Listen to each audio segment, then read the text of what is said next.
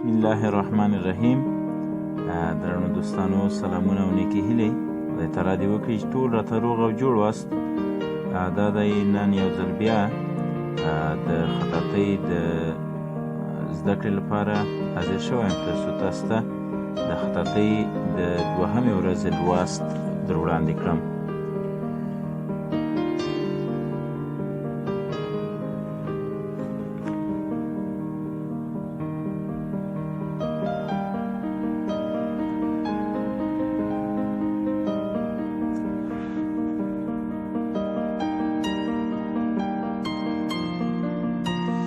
نن به موږ د خطاطۍ په دوهم لوست باندې په جوم او دال باندې کار وکړو. پرون ورځ مو په الف او ب باندې کار کړی و. خدای تعالی دې وکړي چې تاسو تمرین ورباندې کړی وي او زده کړي مو وي.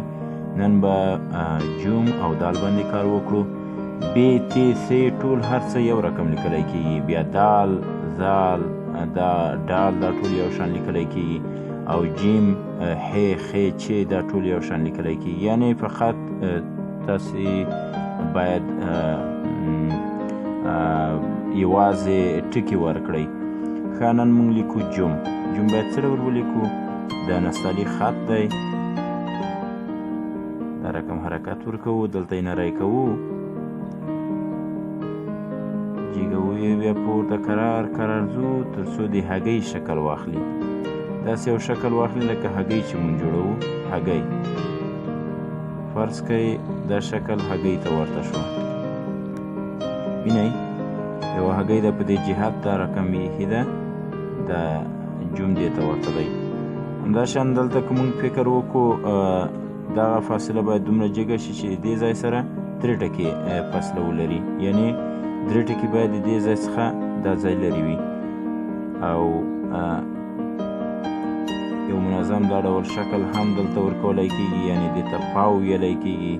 پاو اندازه باید دلته موجوده وي. همداشان دلته هم یو ټکی فاصله باید موجوده وي.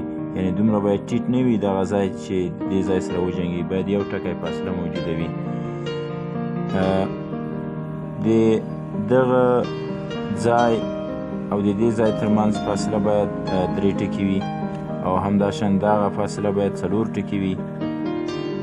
همدا شی نور جوم هم دی، خ هم ده، چ هم همداسې نور توري چې دغه شکل ته ورته دي. تاسو کولی شئ د همغه یو توري څخه یې جوړ کړئ د ټکو پورې زیاتولو او کمولو سره.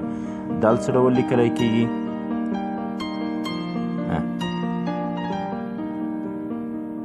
فقط داسې لاړ شئ بیا لیکې ته لاړ شئ. لیکې نه به ښکته نه بیایئ. که لیکې نه مو ښکته بوتو بیا ری ورڅخه جوړیږي.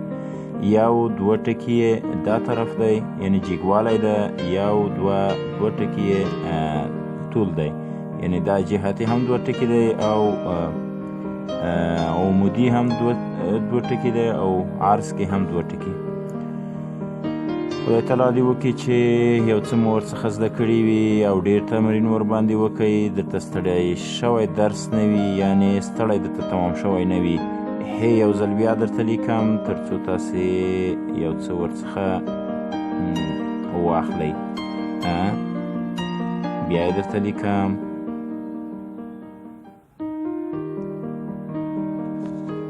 همداشان دال هم درته لیکم. د لیکې څخه باید ښکته لاړ نه سو. مننه. کور ودان ښه وخت.